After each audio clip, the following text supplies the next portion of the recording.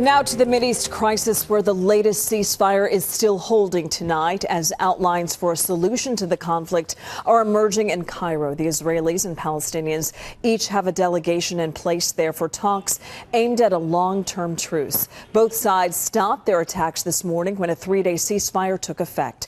Israel says it has withdrawn the last of its ground troops from Gaza. NBC 10's Jim Rosenfield has been in the Mideast since late last week, bringing us local stories from opposing sides of the conflict. He's joining us live tonight from Tel Aviv. And Jim, you spent time in a Palestinian refugee camp where the tension is evident due to all the fighting. That's right, Jacqueline. We drove about an hour and a half from here to try to get an understanding about how money that's being raised back home in the Philadelphia area is helping to give Palestinian children a way to give off steam. But the moment we arrived in that refugee camp, we discovered that the reality is they are not immune at all to this conflict. It's summer in Bethlehem in the West Bank. The sounds of children playing that could just as easily be heard at a playground back in Bucks County. But these Palestinian children are living in the Ada refugee camp, a one-time tent city that's grown to house some 5,000 men, women, and children. Families without any other place to call home since the establishment of the State of Israel in 1948 forced them to flee their homes. When you live in a refugee camp, you feel frustrated. Salah Ajerma was born in the camp and has spent most of his life here. Because I was miss this when I'm a child, now I want to give my children or the children of the camp a nice place to play. It was Ajerma's vision to try to raise money to carve out an oasis in this otherwise gritty camp. It's support from all the way back in Yardley, Pennsylvania that transformed what was a garbage dump into this playground. Playgrounds for Palestine is the organization back in PA that funded this effort to give these kids a place to be kids.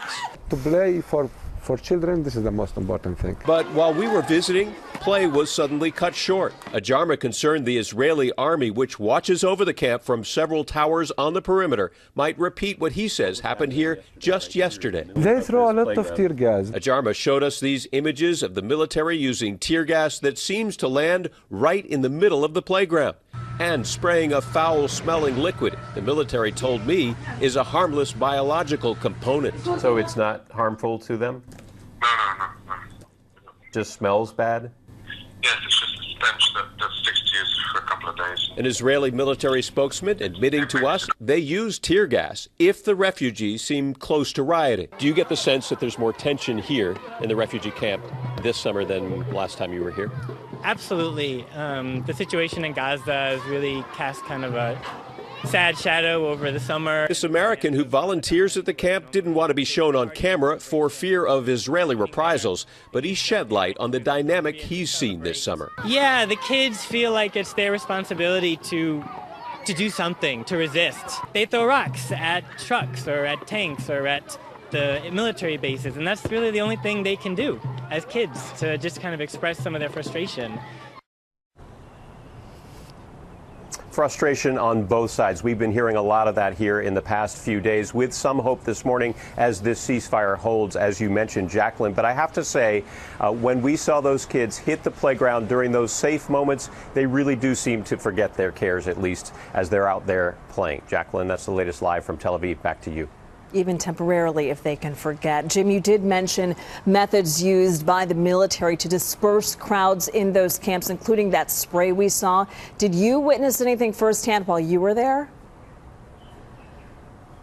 We didn't witness anything going on firsthand, but the minute we got out of our vehicle, all three of us in my crew, my photographer and my producer, we all said, do you feel something in the back of your throat? Do you feel it on your face? We felt a burning sensation, and that smell, the Palestinians call it sewer water.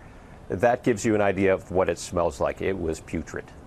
I can imagine. Please stay safe and out of harm's way, Jim. We'll look forward to another report from you tomorrow.